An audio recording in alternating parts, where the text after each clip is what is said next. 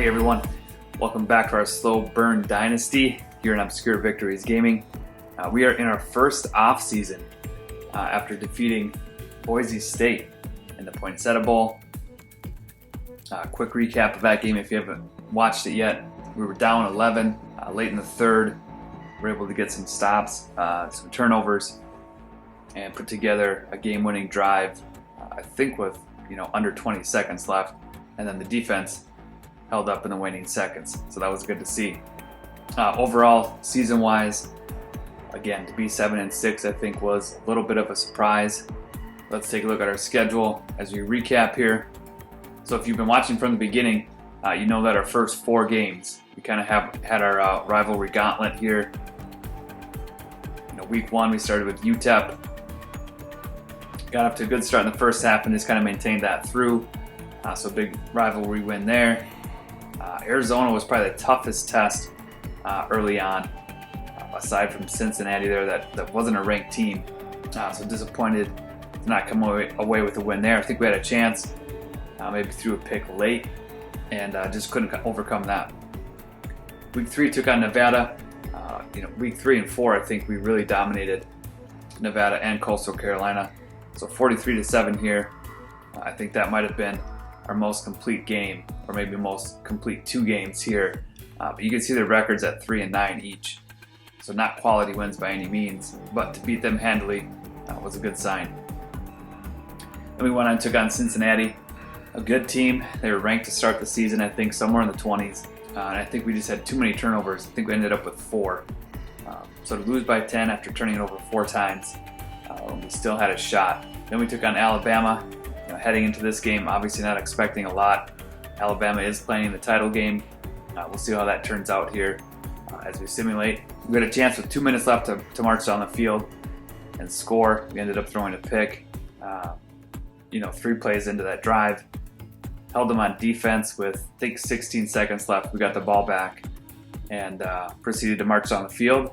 And Guillory ended up catching one of the most iconic catches in University of New Mexico football history. So we'll always remember that one. That was a really great finish to that game. Week 7, we went on to take Oklahoma. Had the lead in the second half and just couldn't maintain it. Oklahoma was a really good team. We maybe were feeling some of the effects, maybe some fatigue from the Alabama game, and Oklahoma closed us out. We had a bye after Oklahoma, which is a good time for us to have a bye. Went into Rice and Notre Dame kind of flat. Lost to Rice by 10. You can see they're a 4-8 team. So just a real dud of a game. Followed that up with going into Notre Dame. You can see they ended at 6-6. But I think they had a really tough schedule. Looking at their roster, they had a really good team. And things just didn't go their way this year. But we lost 28-3. Didn't score any points in the second half there, so that was disappointing. Came back against Missouri. Had a chance to win, and for Guillory to produce kind of that iconic catch against Alabama, failed to deliver in the last play of the game against Missouri, and we ended up losing 24-19.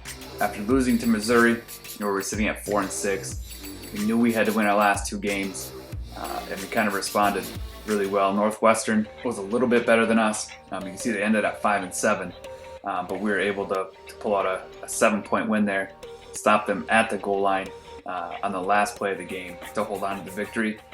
So that was a really exciting game. Then we go to Cal, needing a win to get bowl eligibility. Cal was a really good team, and we were able to pull off the win 31-27. Again, learning from the Northwestern and Oklahoma game. The last few minutes of the game, we were able to stop them. So another big win there, put us into bowl eligibility, and then our game against Boise, as we recapped already. So a 7-6 year, again, beyond expectations. But that means heading into next year, the expectations will be 7-6 or better, and it's going to be, equally tough a schedule. And depending on how the ball bounces, this season we could have been, we lose any of these close games, we're already at 5-7 instead of making a bowl game. So by no means is 7-6 easily repeatable, but we know it is possible. All right, some quick season stats. Wheatley ended up with 2,400 passing yards, 10 TDs, 5 picks. Not a bad ratio.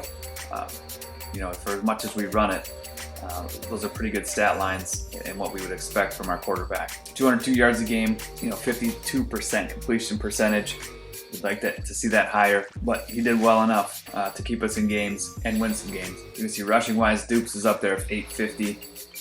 Louis Wheatley was in our second leading one. He had some really big runs late in the season. Kroll's up there, and then everybody else kind of drops off here. Receiving wise, Alex Sanders came through, ended up being our top receiver. Blount's just behind him. Adam Williams just had the injury bug. Kind of a disappointing senior season. And then in the last game, he ended up getting knocked down to 78. Lost his starting job to Sanders. So just a real frustrating season for Adam Williams. And as a senior, he can't really come back and recover from it. Blocking wise, Sean Scott. Blocking wise, we had Sean Scott and Josh Jackson, far above anybody else. Bobby Graham got in there. He ended up getting some bonuses late in the season, but it's nice to see these two guys lead the way as seniors. As far as guys coming back, Bobby Graham, Ben Hills gave up the most sacks, so his job may be up for grabs with the guys we got coming in and the red shirts we got coming in. Elliott Smith will be a solid guy for us. Roderick Quinn out of the tight end position. Joe Green here, well as getting some.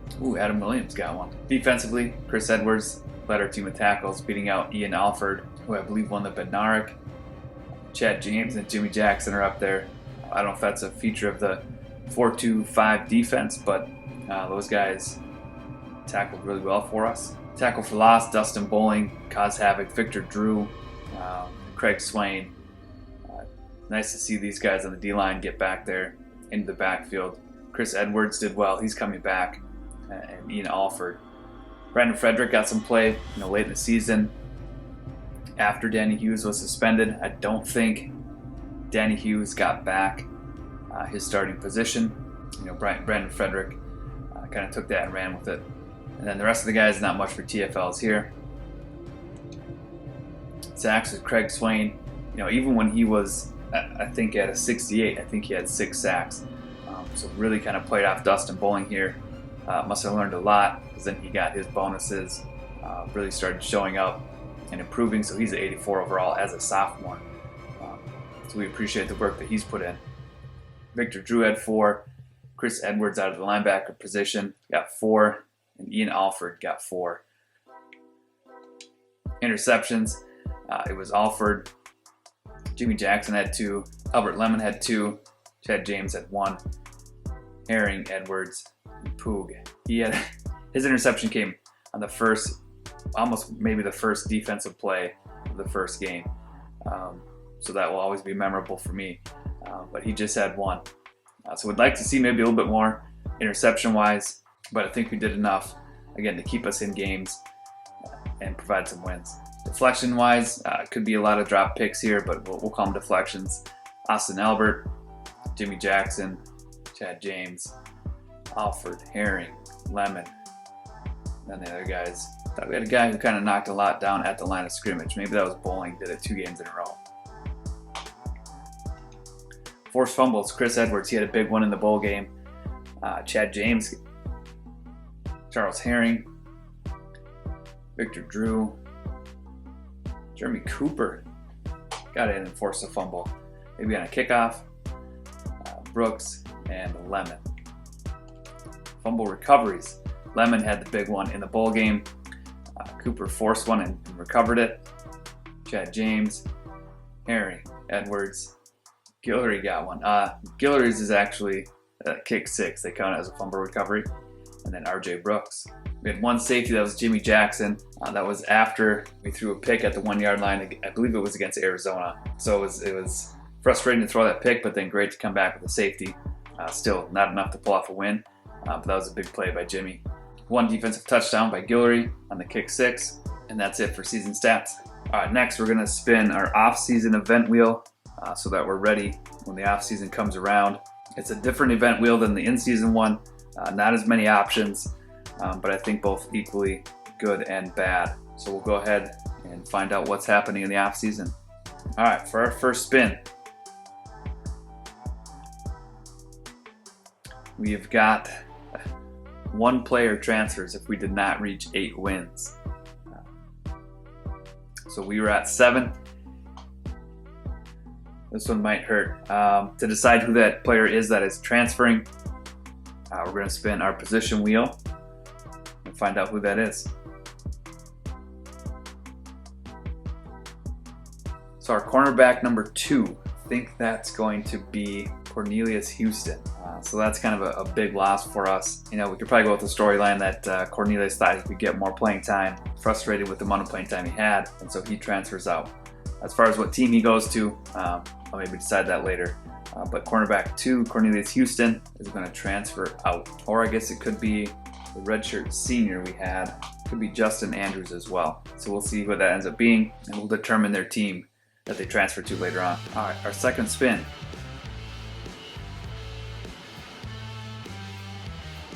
We've got hawk tackle. So all of our defenders will get +5 to their tackling attributes. That'll help out our defense big time. All right, that's it for the event wheel. Let's move on. All right, before we move on to the off season here, let's just run through Heisman winner. I think we already checked on this before, but in case you forgot, it was Ryan Fisher out of Oregon. Then Nick Coleman, Darren Rogers, Marcus Cook, and Demetrius Jones. Some other award winners here. Maxwell went to Fisher. Walter Camp went to Darren Rogers. Ian Alford gets a Bednarik. Nagurski goes to Justin Jolly. O'Brien goes to Ryan Fisher. Darren Rogers wins the Walker. Paul Walker wins the Golitnikov. Marcus Raymond wins the Mackey. Kevin Parham wins the Outland. Kevin Parham wins the Remington. Trey Williams wins the Lombardi. Joe McCarty wins the best linebacker. Brad McCollum wins the Thorpe. You can see there's Ian Alford again in the running for that. Groza goes to Butler. Guy goes to Folks. The Turner goes to Pearson. All right, last thing I want to do before we head into the off season is simulate the national championship game so you guys can kind of see who wins that. So Alabama needs 14 points in the fourth quarter to come back and win 28-21. Looks like a good game. We could probably say that we are the only team that beat Bama this year, so quite an accomplishment. All right, let's head into the offseason.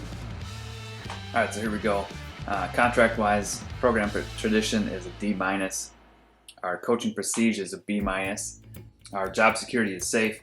You can see 2017, they list us at the beginning of our contract. We took over right before, I believe, championship week. So that 2017 doesn't really count. 2018 is our first season. That's a good start. Something to build on. Coaching carousel-wise, we're just going to see if there's any interest in us. We don't have any intention on leaving, though. So Nevada wants to offer us a job, but we're going to stay with our contract. We're committed to the University of New Mexico for the foreseeable future. All right, let's move on to players leaving. All right, this is one of the most nerve-wracking moments in the game.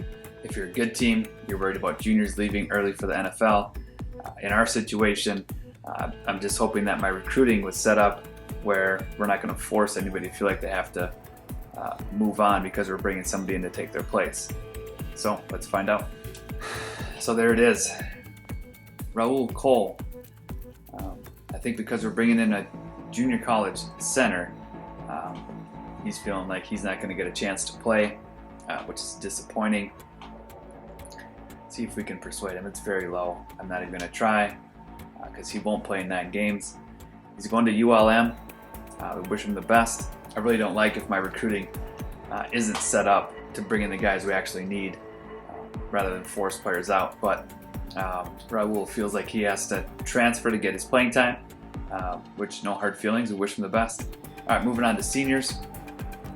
Dustin Bowling did a lot for us.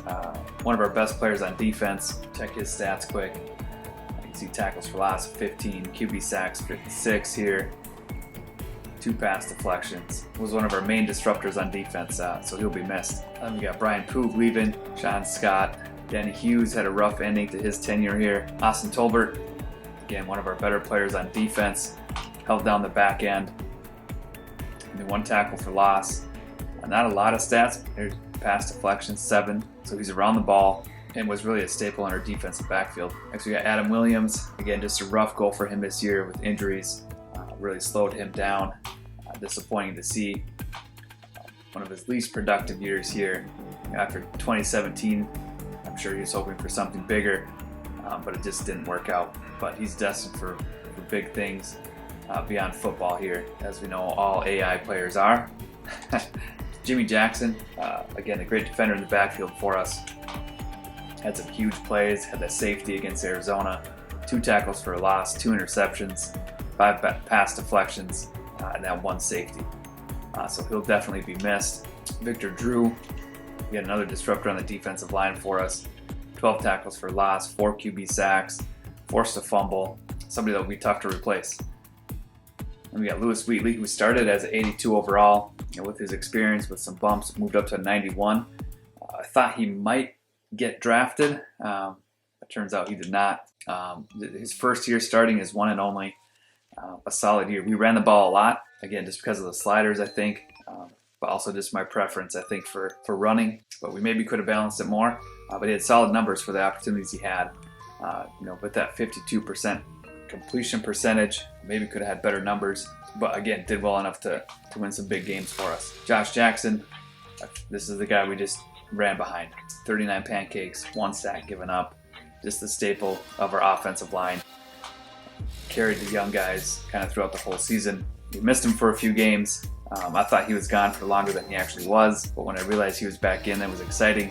He was just somebody fun to run behind, knowing he'd get his double team and then get to the second level. RJ Brooks, left outside linebacker, Ian Alford. We had 77 overall, but just a guy who was around the ball. 4-2-5 defense, he really fit it. 4 QB sacks, 4 picks, pass deflections. Just a playmaker on defense. Overperformed from his overall, which is fun to see. We're going to need more and more guys like this as we go. Russ Young, not a lot of play. Morris Bauer, not a lot. Brian Ricks, not a lot. So those are our seniors.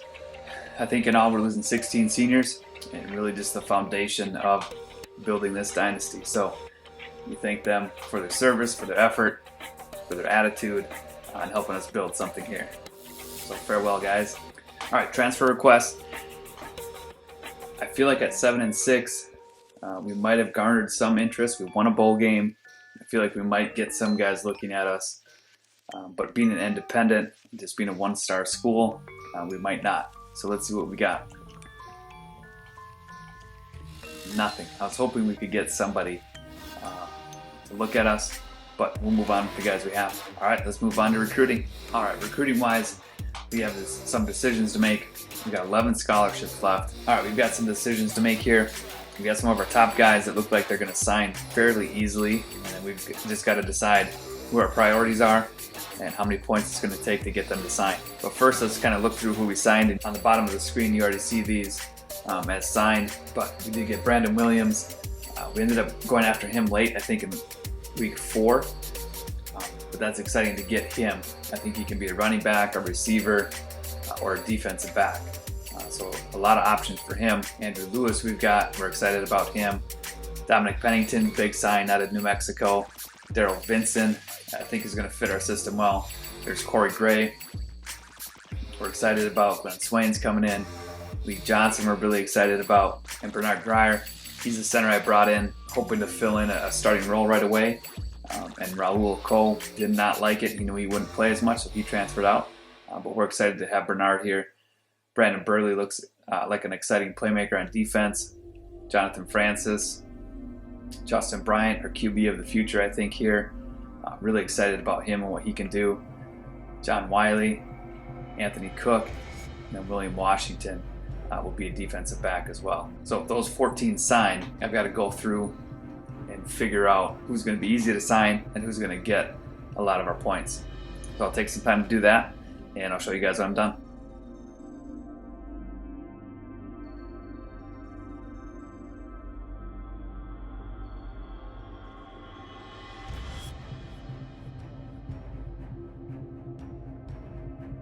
All right, so here's what I landed on. It's never easy distributing points here when you need so many guys. I'm tempted to focus in on a few here, But it looks like Leon Gore will be easy to sign. Clarence Williams, hoping 1,000 does it for him. John Bradshaw, James Campbell, 2,000 might not be enough. Now that I think about it, we get 700 there. Freddie Clark, I think 1,000 could be good. And then Arnold Carter, we'll stick. Yeah, he's got to jump up though. Okay, so now again, here I get second guessing here. If we get Clarence Williams, do we need James Campbell? I think we've got Herring coming back at at free safety. We've got our athlete.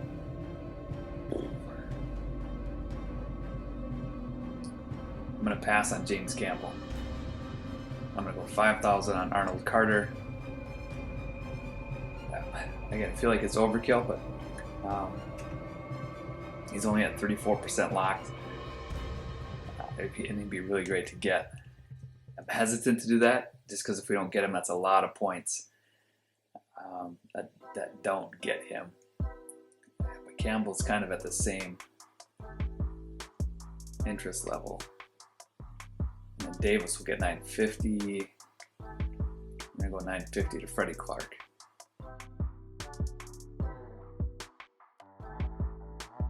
Then I don't know if it makes a difference organizing this kind of stuff. But maybe we can let a guy know we're really interested in him. Maybe they still sign. Who knows? Marcus Neal would be a bonus get. So that's our top 11. We have 11 scholarships left. We'll put those guys in the top 11.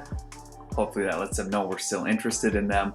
And these guys are kind of guys maybe added late, maybe just not a high need for us. We're really invested in these top 5 guys. The remaining 6 hopefully feel like we're still interested enough that they sign. But we'll wait and find out here. All right, here we go. This is maybe the most nerve-wracking part of the game. As you saw, you just kind of second guess. Who am I putting points into? Is it enough? And now it's time to find out.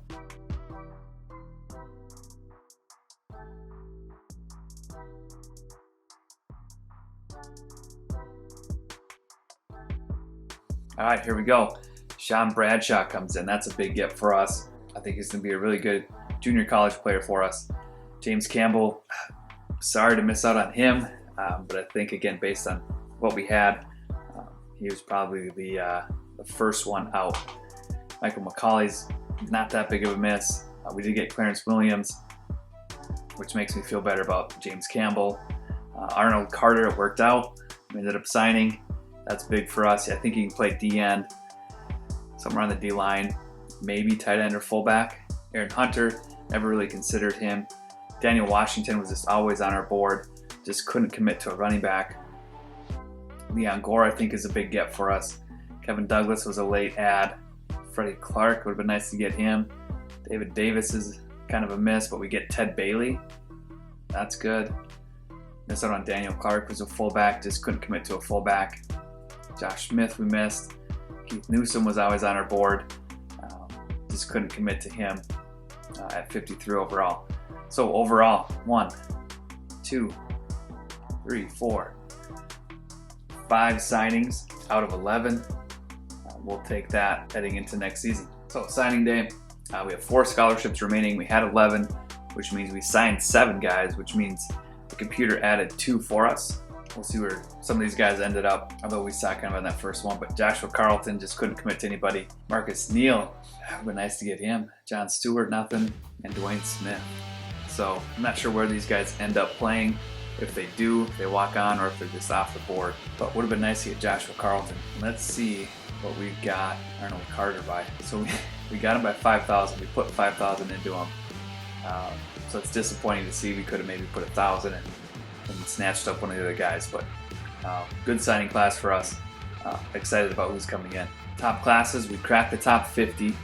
A lot of 3 stars, 1 4-star, which is good. We were able to go after one, and we got one. So that's a good conversion for us. 5 2-stars, 21 overall. Here's kind of the breakdown. There's Williams, Bradshaw, Carter's up there. Oh, we ended up signing E. Marshall. Okay. I remember going after him. Who's the other guy here? Jay Hunter? So I think the computer gave us Jay Hunter and E. Marshall here. I don't remember signing at the end. Yeah, E. Marshall's not on here. Jay Hunter's not on here. So those are the 2 guys they gave us. We'll take them. We'll see what they rank at. All right, so a good recruiting class. Again, our first full recruiting class. I'm excited to see what these guys can do and add to our team. And now that recruiting is done, let's move on to position changes. All right, position changes may be my favorite part of the offseason and of the game in general. I just like seeing if I can find new spots for guys. I love recruiting athletes and getting them into the right spot. So let's go through and see what position changes we need. Quarterback's going to be good. Oh yeah, and here you kind of see how they graded out. So Justin Bryant went down 1, which isn't terrible. We can handle that. I don't know if Crowder and Smith are going to stick around. We'll see how they progress. I'm guessing Andy Smith is going to be cut. But that's our QB room. Running back wise, we didn't bring anybody in. We might get an athlete in there. Fullback, same. There's Bradshaw. He went up 3. Good. He's got good speed. Acceleration is a little bit low, but he can step in right away. Blount may surpass him for 2. Guillory may be even with him. So we'll see who gets redshirted. But Marshall, again, the guy we didn't even sign, didn't go after. I think we had him on our board at one point, but he looks pretty good. 68 overall. Gore went up 2, and Bailey up 4. So that's pretty good to get 3 receivers to go up. So Brian Rice might be on the outside looking in. We'll make that decision later. Tight end wise looks good. There's left tackle. Jay Wiley goes down 4. I really thought he might boost up. That's disappointing. Could be cut. Here's Bernard Grier, goes up 5. He's a gem, 79 overall. That is exactly what we needed. I think that's what Raul Cole saw, and he knew he wouldn't get much playing time. But we've got Derek Long in there as well. So our centers look pretty good. At guards, Corey Gray goes up 1. We'll take that. He can step in and start right away. Ben Hills might get cut. We'll see. We got Todd Davis coming in off redshirt season. There's Michael Williams. Francis goes up 3. That's pretty good. We'll take that. He's not electric, but he's got good size, and he can develop into something. And we got Joe Hunter again, the guy we didn't really go after. I don't remember ever going after him, but he goes up 3. So we'll take him. Be a good addition. Defensive tackle wise, Andrew Lewis goes down 4. He's got good size too. 6'6", 276. But a red shirt won't hurt him. Glenn Swain was a bust. Down 6. I mean, 60's not the worst, but he'll be redshirted and hopefully he can develop into a solid D tackle. Lee Johnson, somebody I thought was gonna really step in, be a playmaker for us. He's a bust as well. -7. Speed's not there. Acceleration's up there. That's disappointing. Middle linebacker, there's some guys there. Outside linebacker, Dominic Pennington goes up 2. That's huge. He's got great acceleration, good enough speed. He's going to play right away. That's exciting. And then Brandon Burley goes down. He's got the acceleration, but his speed just wasn't what we needed. So at 61 again, the linebacker that I thought I was bringing in didn't really pan out. But redshirt season, and we'll see if they get any bonuses throughout their career, and hopefully they can just turn into something solid. Cornerback wise, we just signed Vincent. He goes down 3.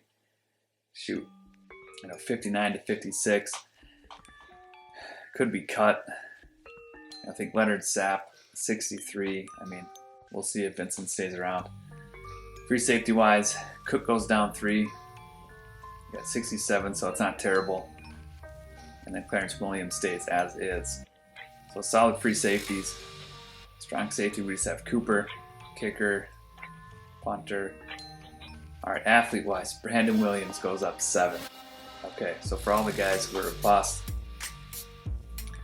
Brandon makes up for it here. Could be a running back. Looks like he can only, wow, shoot, I thought he could maybe play corner or safety or wide receiver. He is a running back. Oh, we'll come back to him. William Washington goes down 2. Disappointing. It'll be a defensive guy. We can get him at free safety, I think, or strong safety maybe. Start him at free safety and go from there. Arnold Carter, he goes up 4. Thank you, Arnold. He's gonna be a defensive guy. Maybe he jumps in on the O-line. I forgot about that. 6'9" D tackle. Yeah, I don't think he really has the weight of offensive lineman yet, but I think that's his best spot. The other option is D tackle. But I think I just need to shore up the offensive line quickly, especially with those other 2 guys going down in their overall. Let's take him at right tackle and we'll head back to the offensive line. Brandon Williams, it's between wide receiver and halfback. We're going to put him at halfback and see what a halfback room looks like. So QB looks good. Running back, Vincent's going to jump up to 77. These guys are going to get their carries. You can't redshirt a junior here. You're right behind Dukes. He's got better speed and acceleration. But I do like the idea of getting him the ball on the edge. And 72, he's already the 4th best. He's better than Guillory, Cobbs. We got these 3 guys though. And these guys be running back.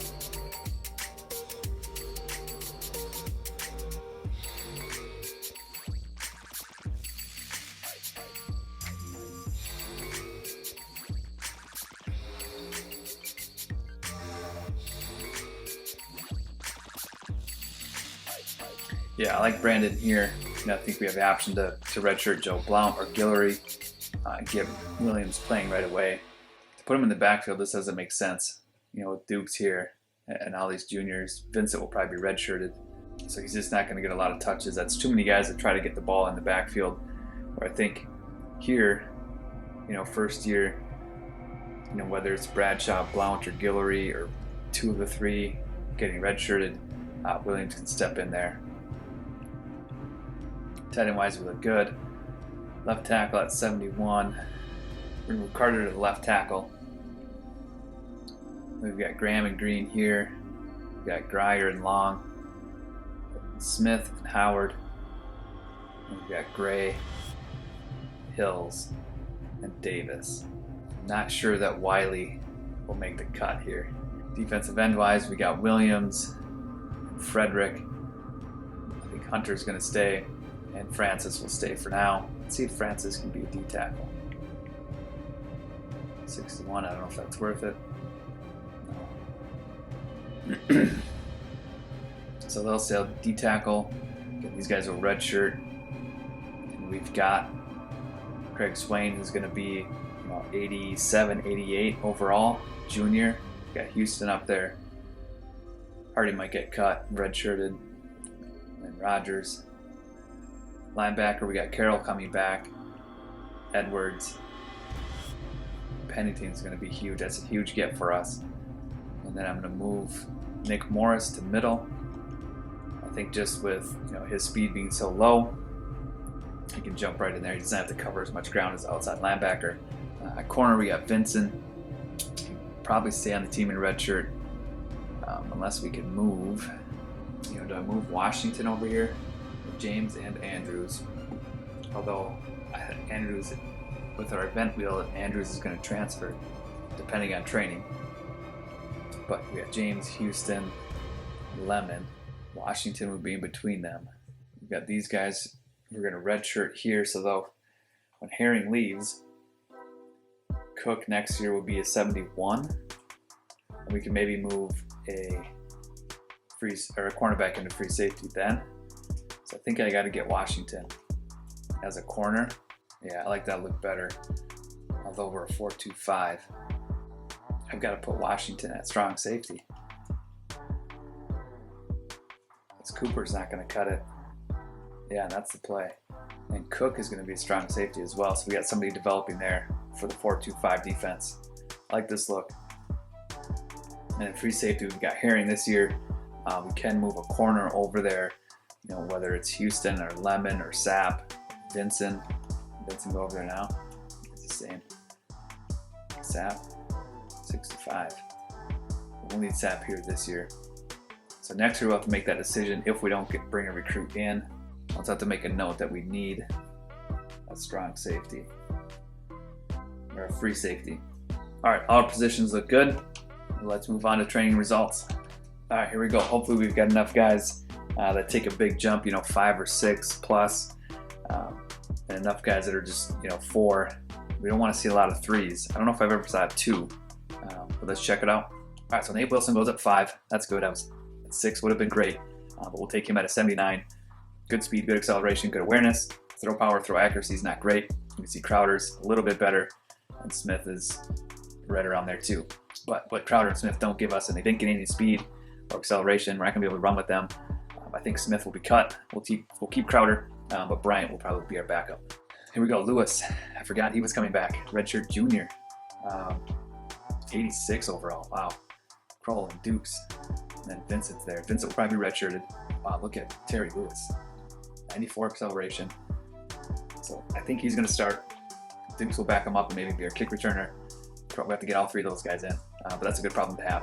Fullbacks go up 4. Rashad Gray did well. Todd Smith coming up. That's good to see. Wide receiver wise, Guillory and Cobbs make good jumps. Blount Sanders up 4. Sanders doesn't get any faster, although his acceleration goes up. So that's good to see. Tight end wise, Quinn maintains his slight edge over Wells.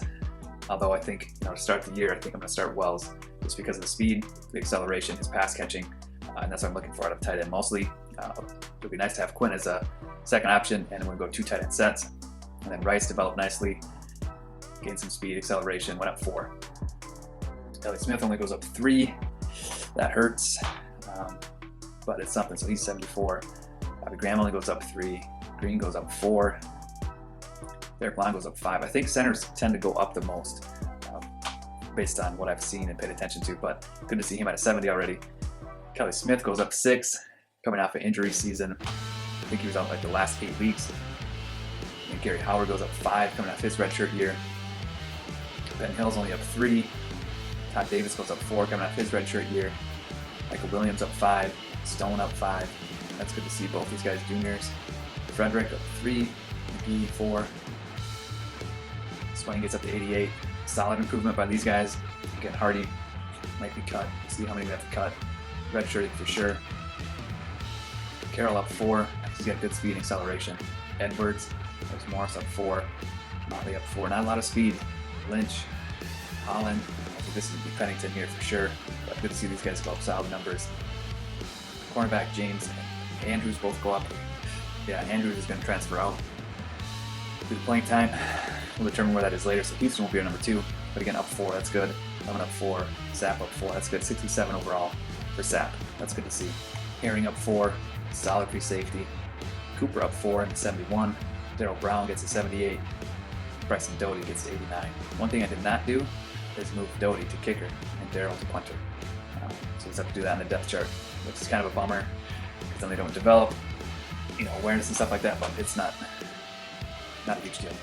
All right, so that's it for training results. Let's move on. All right, we don't have to cut anyone. Although I think I'm going to cut Wiley. Just that -4 down to 53.